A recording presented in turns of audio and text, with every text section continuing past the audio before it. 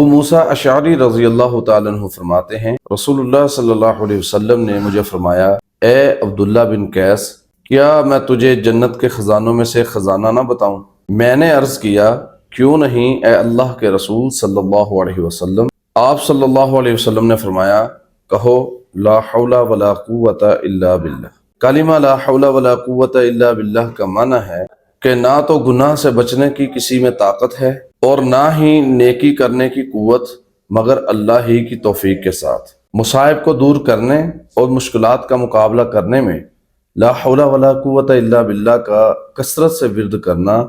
یہ ایک خاص تاثیر رکھتا ہے، اور اس کی کثرت کی وجہ سے دلوں کے اندر پائی جانے والی نا امیدی اور خوف ختم ہو جاتا ہے، بلکہ جس قدر آدمی اس کو کثرت کے ساتھ پڑھتا ہے اسی قدر اس کا دل اطمینان اور سکون پکڑتا ہے، کیونکہ یہ کلمہ اللہ کے عرش کے نیچے خزانوں میں سے ایک خزانہ ہے، جیسا کہ رسول اللہ صلی اللہ علیہ وسلم نے ارشاد فرمایا، کیا میں تمہیں ایسا کلمہ نہ بتاؤں جو عرش کے نیچے جنت کا خزانہ ہے؟ وہ یہ ہے کہ تم کہو لا حول ولا قوت الا باللہ۔ تو اللہ عز و جل اس کا جواب دیتے ہوئے فرماتے ہیں، میرا بندہ مطیع اور فرما بردار ہو گیا۔ اور اسی طرح ایک اور حدیث کے اندر آپ صلی اللہ علیہ وسلم نے اسے جنت کا دروازہ کہا ہے۔ یقیناً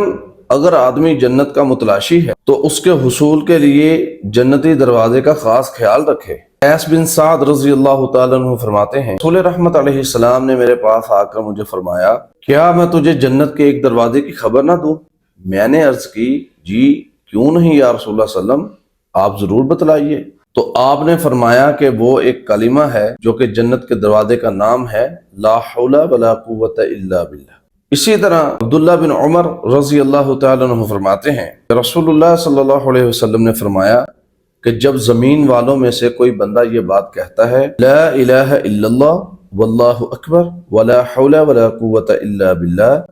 تو اس کے تمام گناہ مٹا دیے جاتے ہیں، اگرچہ سمندر کی جھاگ کے برابر ہی کیوں نہ ہو۔ ابو سعید خدری رضی اللہ تعالیٰ عنہ فرماتے ہیں، رسول اللہ صلی اللہ علیہ وسلم نے فرمایا، باقی رہنے والے نیک عمل یہ کلمات ہیں، لا الہ الا اللہ، سبحان اللہ، اللہ اکبر، الحمدللہ، لا حول ولا قوت الا باللہ۔ یعنی یہ کلمات ایسے ہیں کہ جن کا اجر و ثواب اللہ کے ہاں ہمیشہ ہمیشہ محفوظ رہتا ہے، لیکن اس کا قطعاً یہ مطلب نہیں کہ باقی نیک اعمال کا اجر محفوظ نہیں رہتا، بلکہ ارشاد باری تعالی ہے، الباقیات الصالحات خیر عند ربک ثوابا وخیر عملا، باقی رہنے والے نیک اعمال تیرے رب کے ہاں ثواب کے لحاظ سے بہترین اور امید کے لحاظ سے بہتر ہیں۔